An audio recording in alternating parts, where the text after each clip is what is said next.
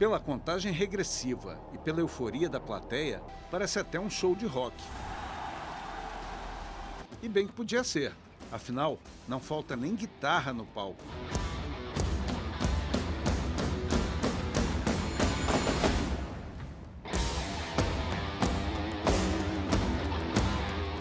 Só que as estrelas aqui não são músicos ou cantores, e sim jogadores de videogame. As finais dos campeonatos mais importantes do país viraram isso aí. Grandes eventos com milhares de torcedores vibrando com seus novos ídolos. O Caminhos da Reportagem dessa semana vai mostrar um mundo de entretenimento e negócios capaz de gerar muito dinheiro e diversão. E que, mesmo assim, muita gente nem sabe que existe. É o mundo dos games. Quando a gente fala de números impressionantes, não é exagero. O Brasil tem hoje quase 210 milhões de habitantes e, acredite se quiser, mais de 60 milhões jogam algum tipo de videogame.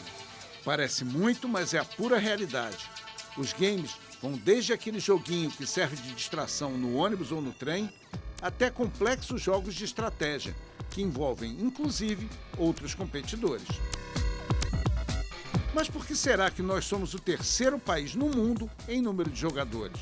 Nós temos um talento para gostar e assimilar tecnologia. Isso já foi feito e esses estudos já foram feitos no Brasil.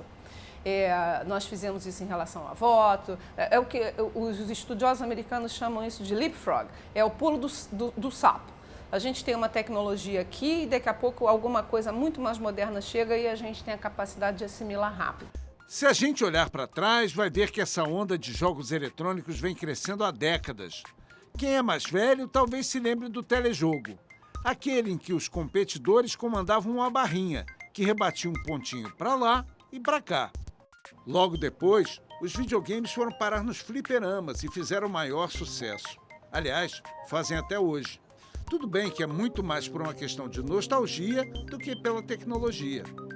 Mas quando esses mesmos jogos foram parar dentro de casa com o surgimento de consoles como o Atari, o videogame ficou popular de vez. O primeiro jogo que eu comecei a jogar é difícil de lembrar. Eu jogava muito videogame quando eu era até mais nova, antes dos 8, com meu irmão. Olha, eu arrisco dizer que tenha sido um Donkey Kong, um Aladdin lá no Super Nintendo. Eu não sei dizer qual foi o primeiro, mas eu já jogava Super Nintendo desde novinha. Os primeiros jogos, né, lá da década de 80, eles eram muito rudimentares ainda em termos gráficos, em termos de som, né? E de lá para cá, esse apelo pelo visual, né, e pela sonoridade também que está presente nos jogos, as trilhas sonoras. E claro que a tecnologia, ao longo desses anos, desses mais de 30 anos, né, ela foi muito importante para poder proporcionar, né, que isso pudesse ser feito. Antigamente, uma boa parte da deficiência dos jogos era que eles não tinham capacidade mesmo técnica de proporcionar que se pudesse contar uma história, uma criação de personagens, de ambientes, né? E hoje isso já é possível. Isso não quer dizer que velhos jogos como o famoso Pac-Man tenham perdido seu charme. Pac-Man, mesmo sendo antigo, é um jogo bem difícil até na atualidade. Aí fica um jogo legal, porque o desafio é bem grande esse jogo. E vai ter fôlego para jogar aqui ao vivo? Não sei. Brinquei muito. Agora meu filho tá jogando também. Botei lá em casa para ele jogar também. Muito maneiro. É show de bola. O quê? Do tempo do Atari, é isso? Atari, pô, molecada jogava direto na casa dos vizinhos, né? Que a gente não tinha, era um brinquedo de rico. Agora que a facilidade do jogo tá aí, ó. Esse cenário aqui maravilhoso, mas antigamente não tinha, né? Se Najib já achava difícil jogar o videogame, imagina encarar o desafio na vida real. Um labirinto reproduzindo a tela do jogo foi montado nessa feira de games no Rio. Najib era o Pac-Man e a garotada que estava com ele, os fantasminhas. Haja preparo físico. Não é mole não, hein? E olha que eu gosto de corrida, hein? Mas essa galera aí pegou pesado comigo. Quer dizer que eles estão sabendo jogar Pac-Man melhor que você. Abra, Pac-Man hoje sofreu. Não deu pra correr não, os fantasminhas aí arrebentaram. Valeu! Faz tempo que videogame deixou de ser uma diversão apenas para crianças e adolescentes. A geração Atari ainda está por aí. Eu li há pouco tempo uma pesquisa que falava que é exatamente esse jogador que hoje está ali entre os 37 e 40 e poucos anos, foi esse que teve seu primeiro contato com os games lá no começo, né, na década de 80, no começo, né, no final da década de 70. E que hoje, muitos deles já têm uma capacidade aquisitiva de jogos, de consoles, né? Então, esse mercado ele não se restringe mesmo aos adolescentes e às crianças, né?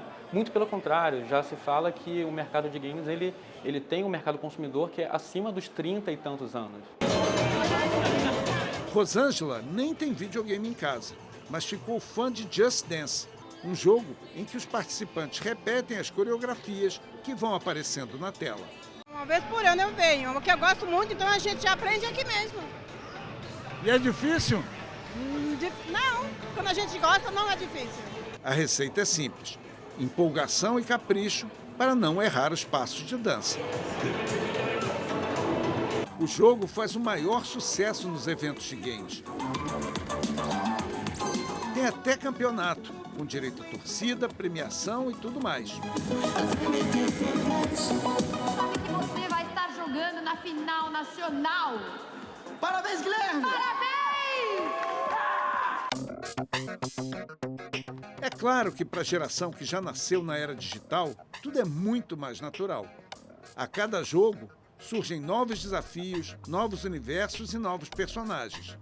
Mas, apesar de tanta variedade, cada um, independente da idade, tem a sua preferência. Essa é muito fácil. Sonic. E por que você gosta tanto desse jogo? Porque eu sempre queria ser rápido igual o Sonic. Você é bom nesse jogo? Eu sou muito bom. E sou bom no Super Mario e no Pac-Man. E no Donkey Kong. E tua mãe deixa você jogar ou fica em cima para estudar, para fazer outras coisas? Eu acabo inventando uma desculpa e jogo um pouquinho. Controlar o tempo que essa galerinha fica na frente da tela do computador é uma preocupação constante dos pais. Mesmo para o Cláudio. Ele, como o filho Arthur, de 10 anos, também é apaixonado por games. Se você deixar, eles passam praticamente o dia inteiro com videogame, com celular. E eu acho que a grande sacada é você definir um prazo, um momento, um período para que eles joguem sem comprometer os estudos e o dia a dia da infância dele, né? Os excessos são sempre prejudiciais e podem afetar até o desenvolvimento da própria criança. A gente não pode fazer julgamentos de uma nova era com o pensamento de uma era antiga. Tem que tomar cuidado com isso.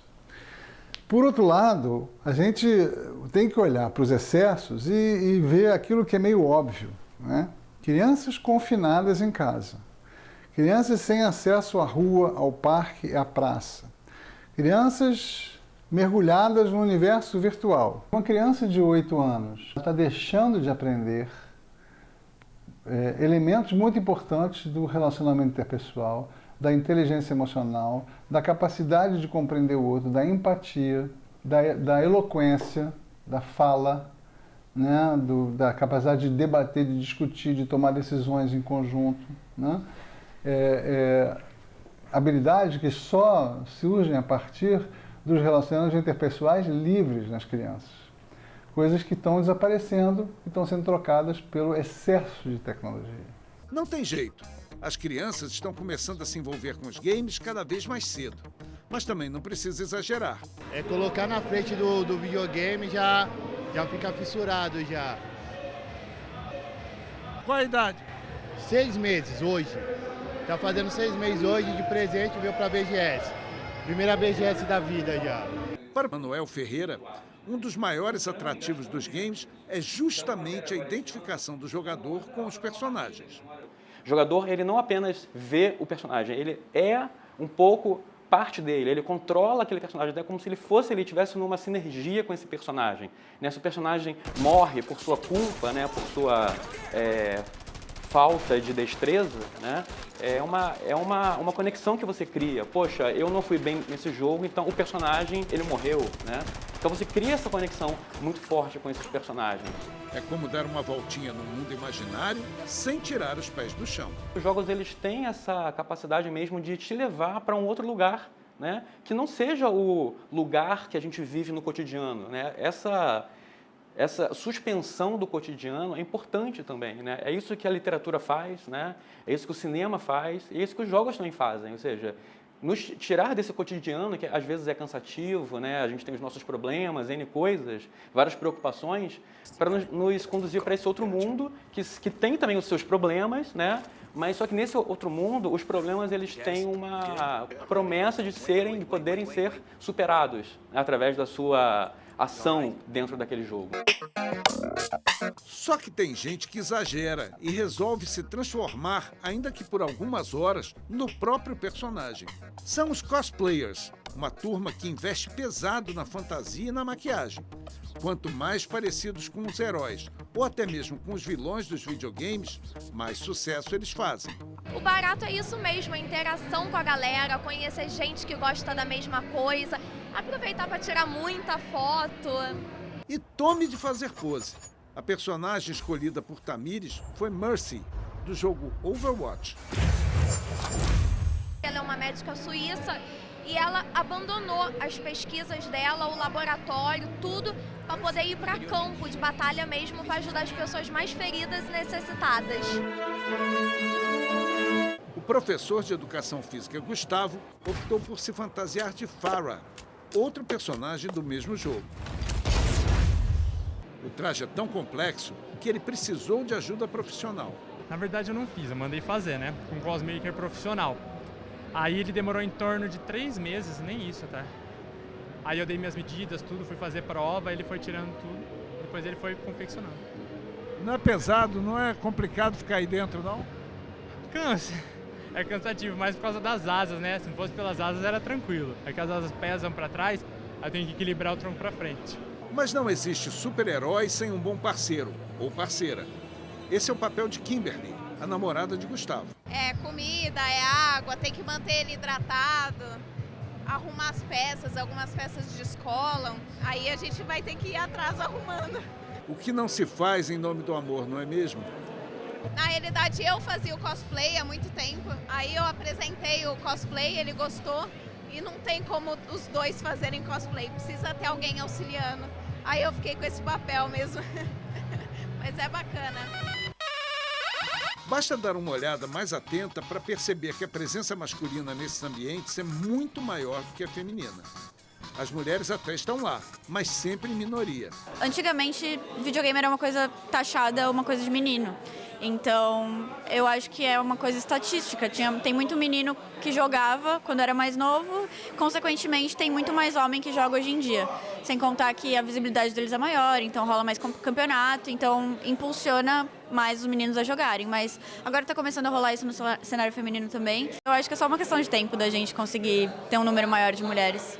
Os jogos têm muitos desafios, mas em qualquer um deles, as meninas têm sempre um a mais: combater a discriminação. Oh, shut up.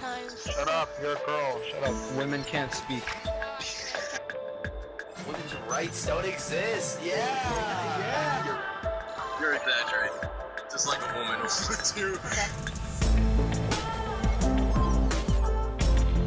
A coisa chegou a tal ponto que jogadoras lançaram uma campanha chamada My Name, My Game. Elas convidaram rapazes para jogar usando nomes femininos. E eles puderam sentir na pele todo o machismo de jogadores daqui e lá de fora. Então, galera, vamos respeitar a mulherada nos games. A gente tem que se juntar, se unir para lutar contra essas coisas. Não é mole, a gurizada pega bastante no nosso pé. Às vezes eu tô lá fazendo uma stream jogando e aí tem muita gente que chega lá e fala: duvido que jogue alguma coisa, ou teu lugar não é aí porque não vai lavar uma louça. A gente ouve muito disso ainda. As pessoas pensam que não, que é mimimi da gente, que isso não existe, mas existe sim. Eu tenho uma posição assim bem dura em relação a isso, né? Eu digo que o esporte do século 22 não pode levar o ranço do século 19. Essa é uma escolha que o esporte vai ter que fazer. Não tem graça nenhuma a gente estar no século 21 e ainda discutir machismo. É duríssimo isso, né? Muito triste, mas aí a gente ainda precisa discutir. Então eu vejo algumas iniciativas muito interessantes da parte dos publishers. Alguns publishers decidiram não criar campeonatos femininos. Eles obrigam a jogar misto. Outros têm por estratégia criar campeonatos femininos e masculinos. Nada certo? nada errado. São estratégias de mercado, porque cada um conhece melhor seu público. O importante é essa participação feminina. Apesar do machismo, a participação das mulheres não para de crescer. E o Brasil é um dos países com maior número de oportunidades para elas. Todo mundo tem o sonho de evoluir aqui para poder ir para fora, viver disso lá fora, onde tem campeonatos quase todo dia, tem muito mais oportunidade. O cenário feminino, eu posso dizer até que no Brasil tem até mais campeonato feminino do que lá fora. Lá fora é um por ano, aqui tem bastante até.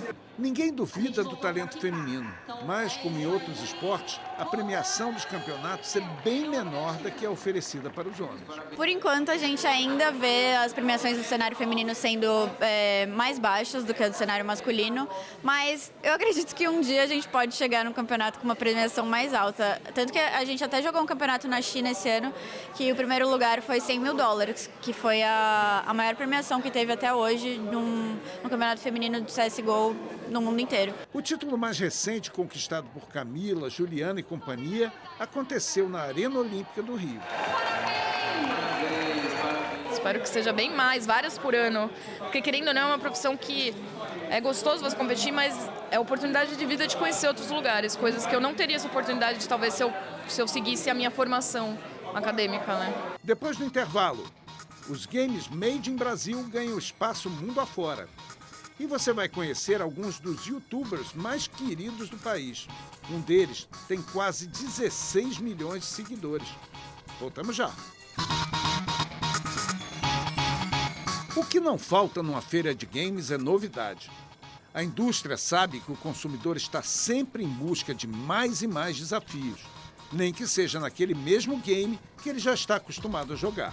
E se tem novidade, tem procura. É só ver o tamanho das filas em todos os estandes, cada uma maior do que a outra. Para fazer o tempo passar mais rápido, o André trouxe até um livro. Tem muita fila, mas é muito boa a feira. Tem muitos jogos interessantes para jogar. Esse mesmo é um jogo que eu estava querendo jogar há muito tempo. Estava muito bom. Mas há quanto tempo você já está na fila aí? 1h30. 1h30 já esperando para jogar esse jogo. O que é que esse jogo aí tem de legal? É um jogo que junta RPG, para quem gosta de jogar RPG, mundo aberto, com várias histórias da Disney.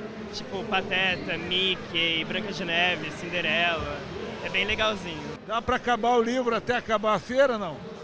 Dá sim, mas você consegue aproveitar bastante tempo para jogar, porque tem muitos jogos que tem menos fila, bem menos fila, e dá para aproveitar bastante. Hoje existem muitas formas de se jogar.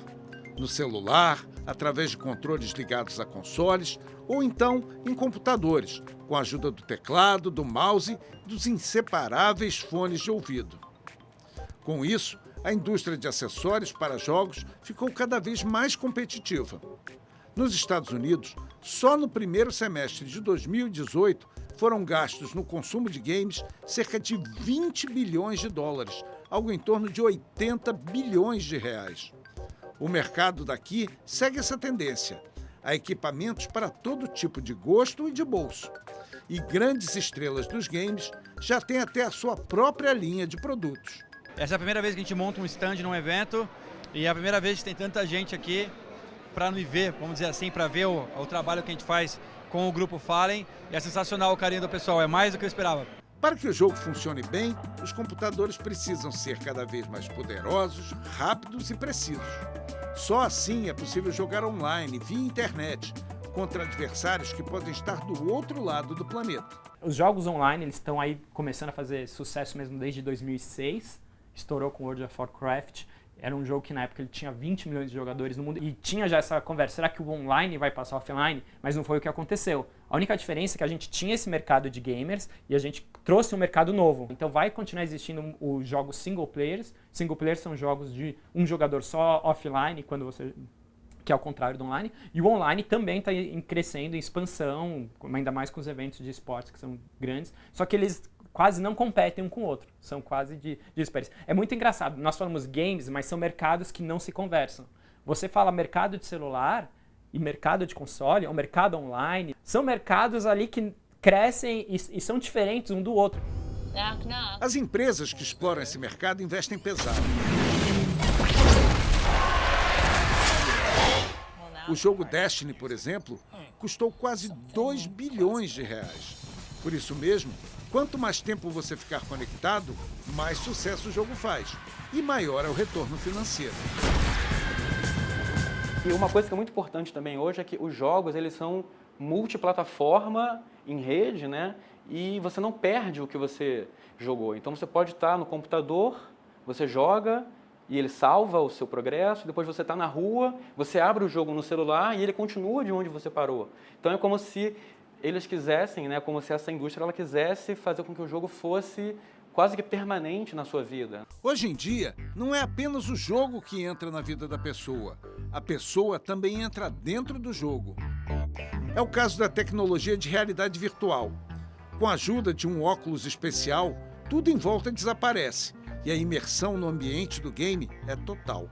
Olha, é incrível, é incrível. Eu estava na fila já há um bom tempo, tive que ficar esperando umas 2 horas, mas valeu a pena. Assim, a sensação é como se você estivesse lá. Na parte, chegou a ver o jogo? Na parte da montanha-russa é como se você estivesse numa montanha-russa, você sente ela descendo, ela subindo, você sente, né, os ares assim, o desespero na hora que tá todo mundo chegando perto, é incrível. Pode parecer um pouco estranho para quem vê. Eu acho que até eu mesmo vou estranhar quando for olhar depois. E valeria mais 2 horas para jogar de novo?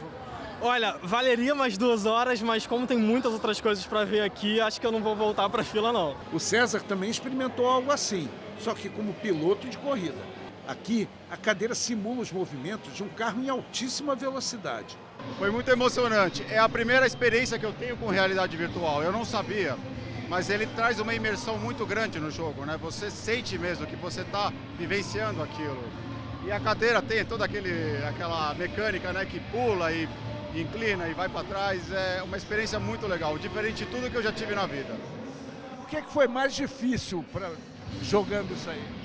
Olha, eu acho que os trancos que dão no carro, assim, né? A gente não está acostumado com isso, nem na vida real dirigindo. Então aquilo acabava, assim, fazendo perder um pouco o controle do carro. Mas o realismo, né? A simulação é muito, ela convence a gente, né? É muito real. Depois dessa, ele promete, nunca mais vai falar mal de qualquer piloto da Fórmula 1. Agora eu sei bem o que eles vivem, assim, eu acredito, né? Penso eu sei um pouquinho, mais ou menos, do que eles devem vivenciar, tendo que pilotar um carro, né, que passa dos 300 por hora com facilidade. Eu acho que as empresas vão sempre tentar colocar tecnologias novas, hologramas, né, você interagir no próprio espaço em que você está com o personagem, né? A questão é até que ponto isso vai quebrar um paradigma, né, e instaurar outro que as pessoas comprem aquilo. Acho que é importante isso. As pessoas têm que comprar aquilo, comprar no sentido de abraçar aquela tecnologia nova e aquilo fazer sentido para as pessoas. É difícil dar limites para a indústria de games. É uma indústria muito tecnológica, o game é uma paixão que envolve pessoas com mentes muito criativas. A cada ano que passa, os jogos estão com gráficos melhores, com uma qualidade superior a nível de som também, a jogabilidade aprimorada e, é claro, quem sabe no futuro a gente vai ver até o videogame saindo da tela. Hoje em dia, com a realidade virtual, você entra na tela, mas eu acho que você vai ver o videogame saindo da tela com hologramas e com outras tecnologias que vão trazer essa indústria ainda mais para uma posição de destaque. Os grandes eventos de games também deixam claro como esse mercado pode ajudar na geração de empregos. Nos últimos 3 anos, o número de vagas no setor cresceu 75%. E as oportunidades são as mais variadas. Vão da área tecnológica até o setor de entretenimento. Você já pensou, por exemplo, em ser narrador de competições de games? Sagat vai ganhar! Sagat vai ganhar! Sagat! Senhoras e senhores! Outra profissão que vem crescendo nessa área é a dos YouTubers. Bem-vindos ao Bulldog Nerd. Pessoal, a gente está aqui com a TV Brasil e a galera aqui do canal Bulldog Nerd cobrindo o 4º dia da BGS, a Brasil Game Show. Nosso canal ele tem pouco tempo, então é a primeira vez que a gente veio, é o primeiro ano que a gente está participando e a gente está gostando bastante da experiência. Eu estou adorando aqui a feira. Os gamers, nome que se dá para jogadores profissionais, são os que fazem maior sucesso. Tem uma audiência fiel e cada vez maior. E isso é fácil de explicar. O relacionamento deles com os fãs é totalmente diferente de craques de outras modalidades esportivas. Através desses canais, eles interagem com as pessoas e dão até dicas de como jogar melhor. Oiê, tudo bom? Eu sou a Miriam. Miriam abandonou o jornalismo freelancer. virou Mikan, com 3 N's no final. Ela montou o próprio canal de YouTube em 2015. Quando o canal começou a dar mais dinheiro do que os meus trabalhos como jornalista, eu achei melhor decidir por uma das coisas, porque eu não estava dando conta de fazer tudo ao mesmo tempo. Isso também só aconteceu porque naquela época eu comecei uma campanha de crowdfunding, que me ajudou a ter um rendimento fixo. É um rendimento pequeno, mas que serve para bancar as despesas do canal. Tamo junto, clã! Outra campeã de audiência é Diana Zambrosuski. Depois de conseguir mais de 400 mil seguidores no YouTube, ela decidiu investir na carreira. Então, se inscreve no canal, dá seu joinha e simbora! Foi ano passado que eu consegui decidir que essa carreira de internet, essas streams seria meu plano A. Meus pais me deram apoio, meu namorado também. Então tô abraçando essa carreira e foi muito legal, é o que eu mais gosto de fazer, estar aqui comunicando com essa galera.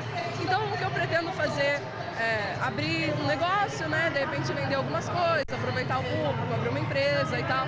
Porque a gente sabe que fama, né? Essas coisas um dia pode... A gente nunca sabe o dia de amanhã, né? O legal dos eventos de games é que eles acabam sendo uma oportunidade para que o contato entre fãs e youtubers aconteça também fora do mundo virtual. Se você for pensar, eu tenho agora 340 mil inscritos. Pô, isso enche estádios. É uma grande quantidade de pessoas. Mas se você não tem esses momentos que você encontra todo mundo pessoalmente, fica difícil mensurar. Então é sempre bom quando você tem encontros com os fãs, porque aí eles te colocam o pé no chão um pouquinho, sabe? Você pensa, não, cada um desses numerozinhos é uma pessoa que foi lá e clicou. Isso é maravilhoso. Guilherme veio até essa feira atrás de um desses caras. Ele tem só 11 anos e adora videogames. Joga vários. Minecraft, Lego Marvel Super Heroes, FIFA 2016, Injustice, Dragon Ball pouco às vezes quando eu vou na casa dos meus parentes e também jogos de luta. Foi ele quem arrastou o pai depois de muita insistência. A gente viu a placa desse evento. Eu falei assim, pai, você pode me trazer nesse dia? Ele disse assim, vou ver. Eu fiquei falando com ele até uma hora que ele disse que ia me trazer. Jogar videogame com seu Hélio fazia parte do programa.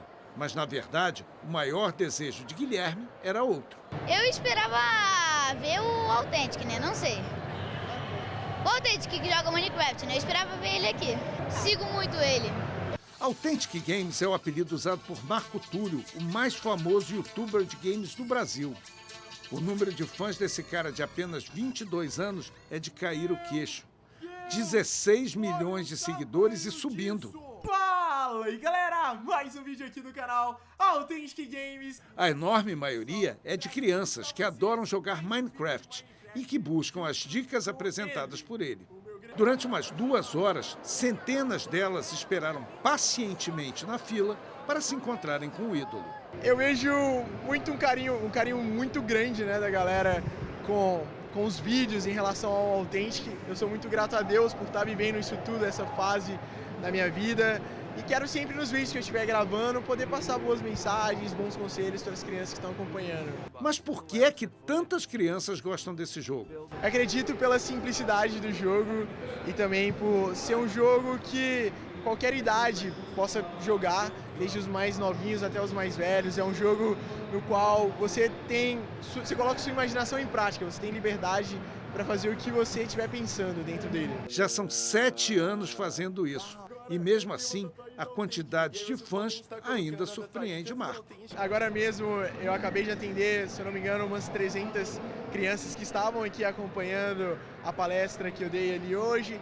E atendendo desde a primeira à última da mesma forma, com carinho, agradecendo por acompanhar os vídeos. E é isso, sempre tentar lembrar do quão importante eles são, não só no canal, mas na minha vida também.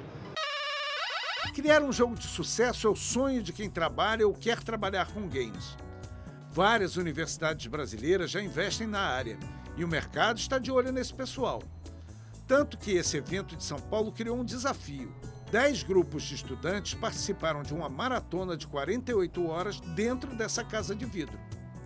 O objetivo era desenvolver um jogo que caísse no gosto do público.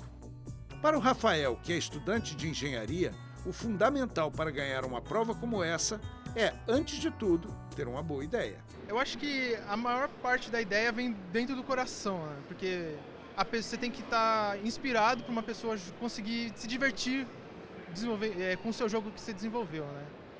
Acho que essa é a parte mais importante. Thiago e Ricardo estão alguns passos à frente. Os dois fazem parte do grupo que desenvolveu o jogo brasileiro Distortions, distorções em inglês. O nome não só facilitou a comercialização em outros países, como também ajudou a evitar o preconceito do público nacional.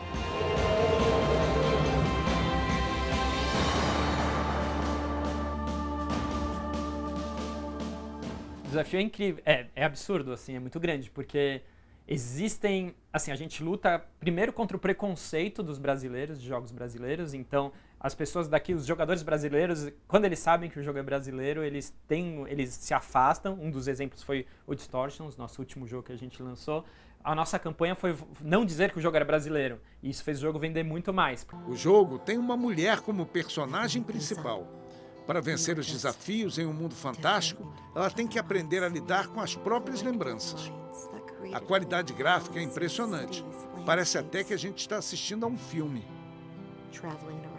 Muito dos games também, eles se apropriaram da linguagem do cinema. Do cinema como que tradicional, né? E também do cinema de animação. Então as coisas são, a gente pode falar que elas são bem próximas, né? A questão é que o game tem essa interatividade ativa da pessoa, né? Do jogador. Distortions foi o primeiro grande game desenvolvido por esse estúdio independente e demorou 9 anos para ficar pronto.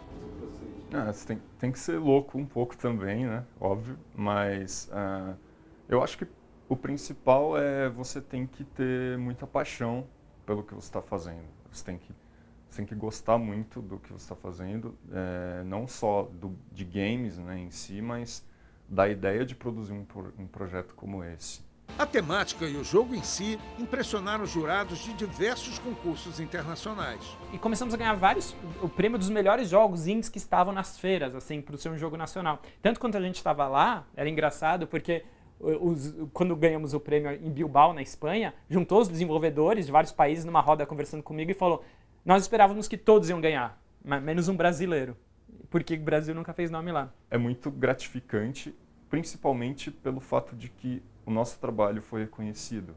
As pessoas gostam dele. Então, o que eu mais gosto, eu acho que falo por todos, é o fato de que as pessoas reconheceram que as nossas ideias eram legais. Assim, isso é o mais importante. Depois do intervalo, o Caminhos da Reportagem bate um papo com alguns dos maiores craques dos esportes eletrônicos. Acredite, muito em breve eles podem chegar aos Jogos Olímpicos. Dezenas de milhares de pessoas frequentam os eventos de games que se espalham por todo o país. E tanto para elas como para outros tantos milhões que se aventuram pelo mundo virtual, ídolos não são artistas, cantores ou craques da bola. Quem realmente importa para essa galera são os gamers. E você acha que a idolatria acontece apenas online?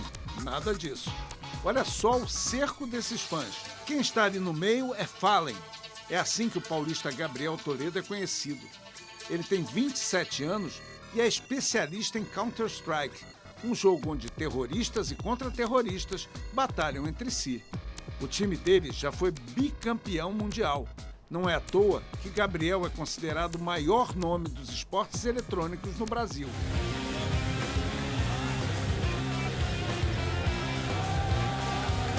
Então, tá explicado porque tem tanta gente em volta dele?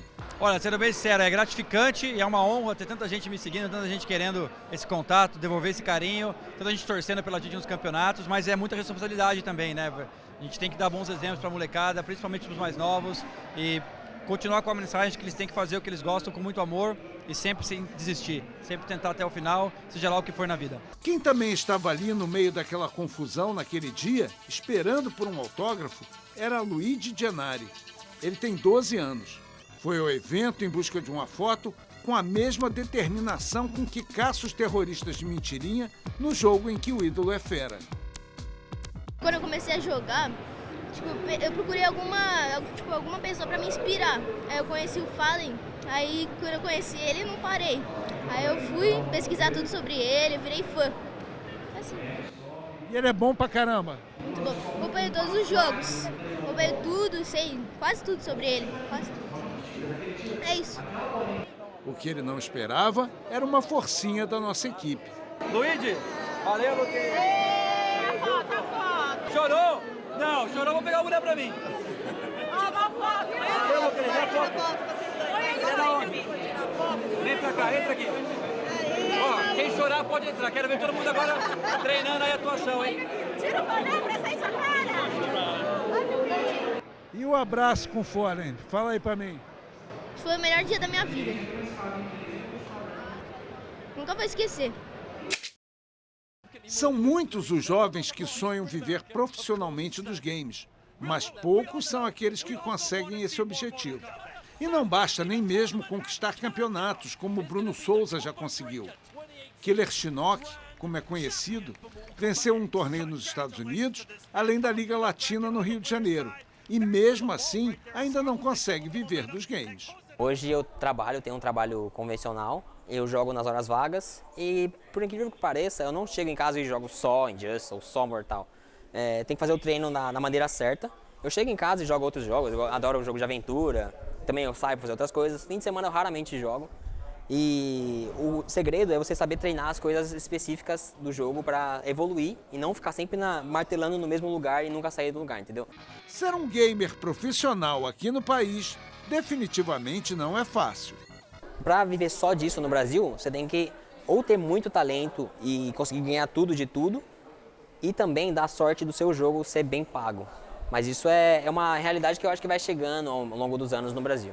E ainda por cima, tem toda uma cobrança da família sobre o menino ou a menina que decide buscar esse caminho.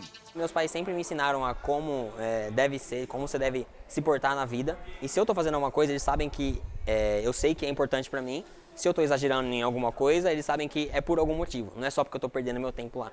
Eu sempre fui muito responsável, tanto na escola, na faculdade, no trabalho. Então, eles sabem que é por um motivo maior. Mesmo não sendo tão famoso como Fallen, Bruno também tem seus fãs.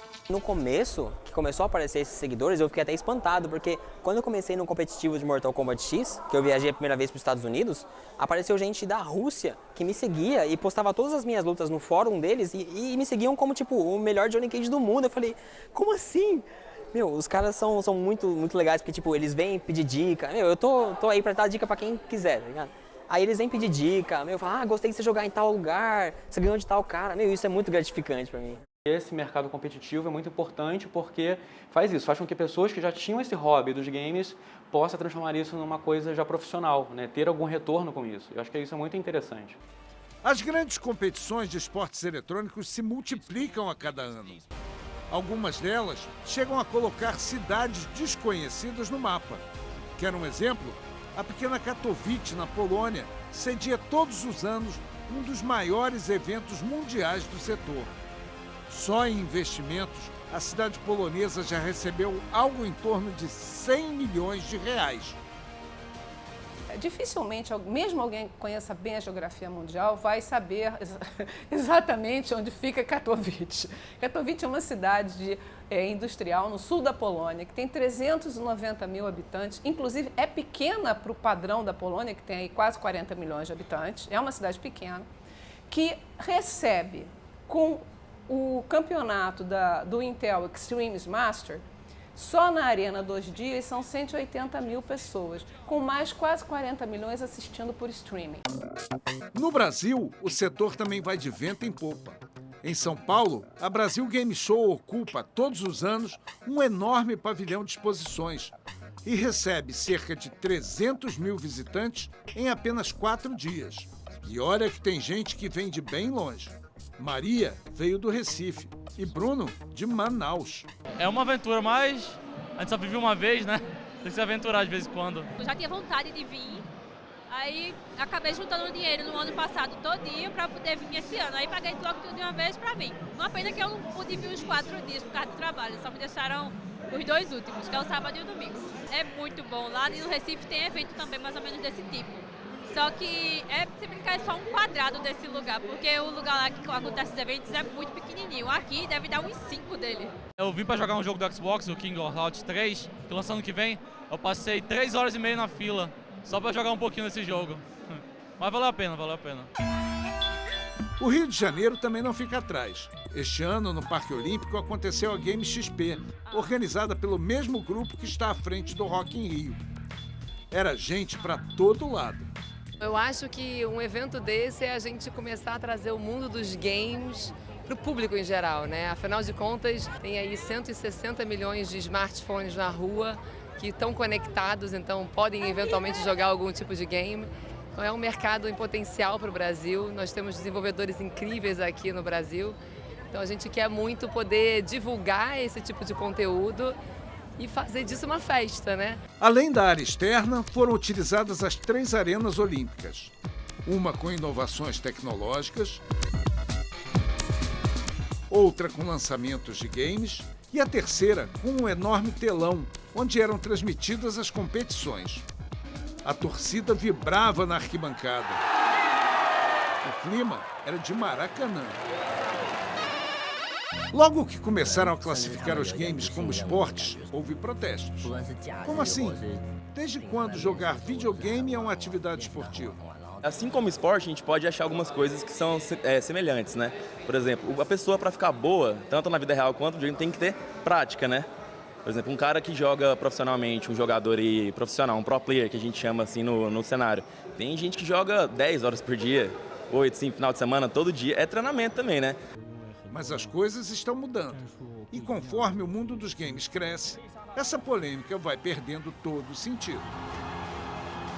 Um dos torneios que chama mais atenção em todo o país é o Campeonato Brasileiro de League of Legends, CBLOL para os íntimos. O jogo é complexo, mas o objetivo é bem simples. Uma equipe tem que conquistar a base da outra. As finais do torneio nacional lotam ginásios Brasil afora. Campeão brasileiro de League of Legends! Em termos de desempenho internacional, a gente está nesse momento onde nos últimos 2 anos os bons resultados têm trazido mais investimento, mais aprendizado, atletas mais empenhados, técnicos internacionais, muito intercâmbio internacional está acontecendo no Brasil, como em outros esportes acontecem, né? Geralmente a liga local dá um salto de qualidade. No futebol a gente vê brasileiros indo para outros países, mas em outros esportes a gente vê europeus vindo, asiáticos. A gente está nesse momento agora. Então, existe uma crença muito forte de que a gente tem o nosso lugar entre as regiões melhor colocadas no League of Legends e a gente está nessa caminhada. E para incentivar as equipes, nada melhor do que prêmios tentadores. O time vencedor de cada temporada, ele chega a ganhar R$70 mil em prêmio, mais o troféu. Mas a premiação total chega a quase R$500 mil por ano. Até o futebol, o esporte mais tradicional do Brasil, ganha espaço fora dos gramados. Na televisão ou na tela do computador, o número de praticantes não para de crescer. E mesmo jogadores de verdade, como os super craques Messi, Neymar e Cristiano Ronaldo, entram na brincadeira. Eles jogam demais, inclusive você pode ver que até nas contas das redes sociais deles, como Instagram e tal, eles tiram foto lá. Tem até uma coisa engraçada que o jogo, né, ele dá uma nota para o jogador. Por exemplo, quanto melhor ele é, ele vai ter uma nota superior, né? Vamos supor assim, o Cristiano Ronaldo pode ter uma nota 95. Beleza, isso pro jogo é bom, mas teve até uma vez que fizeram isso com o Cristiano Ronaldo, ele até postou nas redes sociais que ficou, 95? Tipo, 99, né? Eles até brincam com isso, é bem bacana.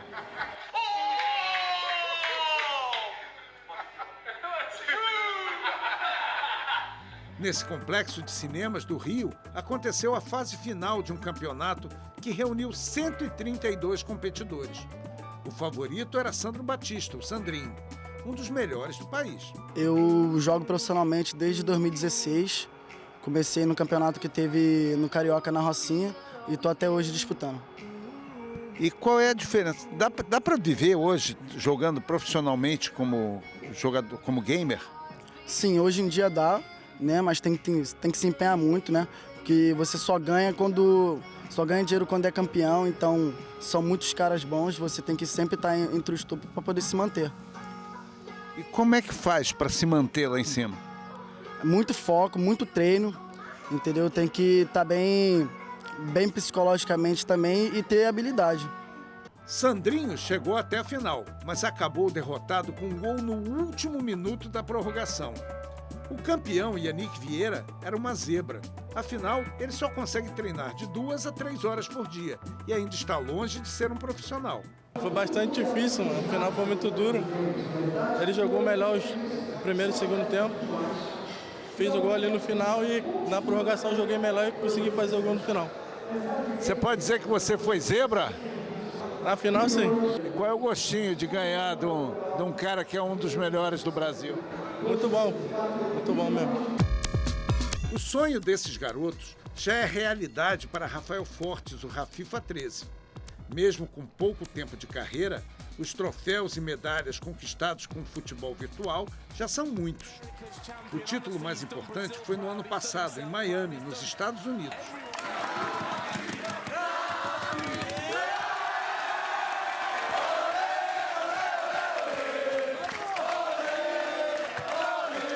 A conquista atraiu nada mais, nada menos que o Paris Saint-Germain, clube francês onde joga Neymar, e que também tem uma equipe de esportes eletrônicos. Não vou dizer que eu me senti que nem o Neymar, porque acho que tem uma grande diferença entre, não vou dizer nem de valores, mas de repercussão. Eu fico feliz de poder representar um universo micro do Paris Saint-Germain, que é nos esportes, e tá assim, de certa maneira, representando da mesma maneira que eles representam, mas eu gosto de fazer meu trabalho e correr da minha maneira, claro, vendo eles no futebol real, fazendo o trabalho deles, me inspirando, porque são ídolos meus, mas saber que eu tenho que jogar o meu jogo independente deles ou não. Como se diz na gíria do futebol, a camisa pesa. E não é fácil representar um grande clube europeu. A tarefa exige muita disciplina. Os treinos podem durar até 6 horas num único dia. O aspecto de ser um jogo individual, não ter um time para dividir essa responsabilidade, realmente é uma ótica difícil. A derrota é só minha, mas a vitória também é só minha. Então a preparação, na maioria das vezes, é muito mental, de entender que eu sou responsável pelo meu próprio sucesso e também pelo meu próprio fracasso. Também não faltam compromissos profissionais.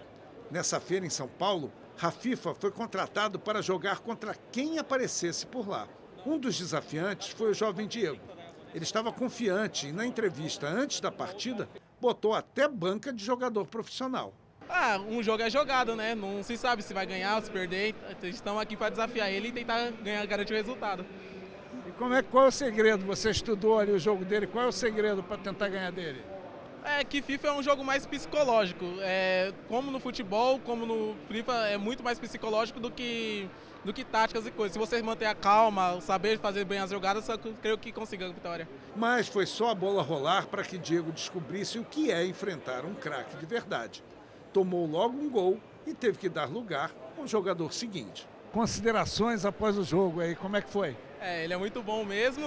O problema ali que, assim, não pode vacilar com ele. Tem muitas boas jogadas variadas, tanto no drible quanto em passe. Ele é muito, muito feliz, muito bom no que faz. Não é à toa que ele está onde está até agora, né? Então, o respeito que já tinha, que prevalece, né? Para ver, dar mais valor para treinar e, quem sabe, nas próximas aí, enfrentar ele de novo, com mais tempo. Rafael ainda vive com os pais num apartamento da Tijuca, zona norte do Rio. E apesar de ter viajado para 8 países, continua estudando. Sabe que a carreira de atleta de esportes pode ser bem curta. Eu não tive um bom ano, acabei ficando de fora das competições internacionais, bati na trave em muitas delas, em classificatórias, e esse ano o meu foco está todo para poder voltar a disputar as competições e representar bem o meu país lá fora. Para a pesquisadora Maureen Flores, os games podem fazer muito bem ao cenário esportivo brasileiro. Eu acho que o eSports fará pelo eSports universitário aquilo que 100 anos de esporte não conseguiu fazer pelo Brasil, que é ter uma rede de times universitários. A Unirio já tem time, a UF já tem time, a Faixa já tem time. Eu estou falando mais do Rio de Janeiro porque eu sou baseada no Rio, mas eu sei de outros times no Brasil, no escopo, no seio da universidade. Como é que funciona? Você tem lá a Atlética, E eles estão se organizando, estão se arrumando, daqui a pouco vão começar a disputar campeonato. Então eu acho que os patrocinadores, se eles tiverem que olhar realmente como entrar, eu acho que o esporte universitário vai ser um sucesso. A maior prova de que os esportes vieram para ficar é a inclusão de alguns deles como esportes de exibição nos Jogos Asiáticos disputados esse ano em Jakarta, na Indonésia.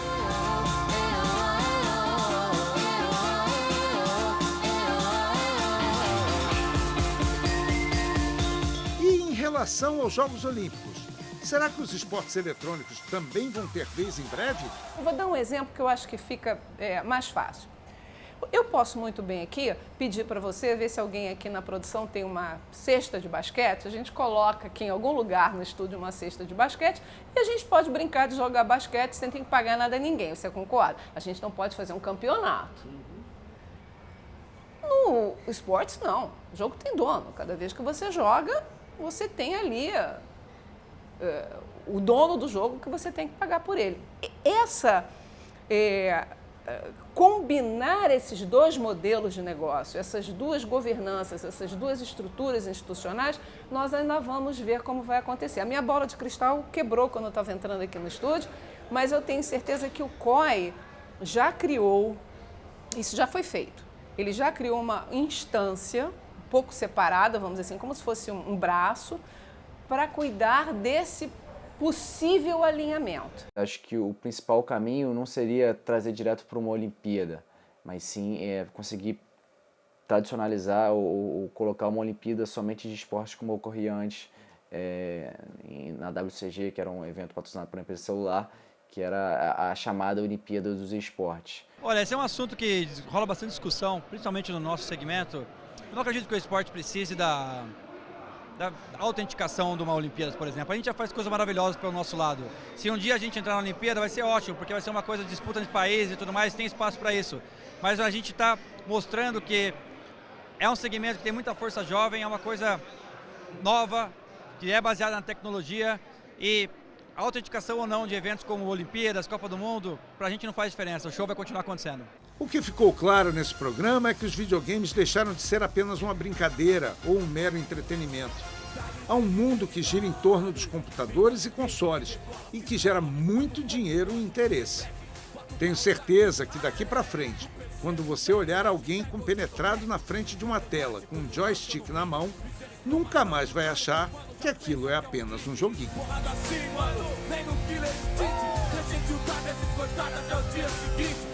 Semblante tipo pino da paz, ou tipo timo pra munhão, eu hein, Deus é mais, então respeita o nível do gameplay, meu bom, tá achando que tá na Disney, é só um joguinho, eles disseram, brincadeira, lero, lero, quis me prender, mas tava zero, é só um joguinho, eles disseram, pra ser sincero, severos, é pouquinho, desconsidero, é só um joguinho, eles disseram, hoje tão igual bobo, enquanto eu pelo globo reverbero.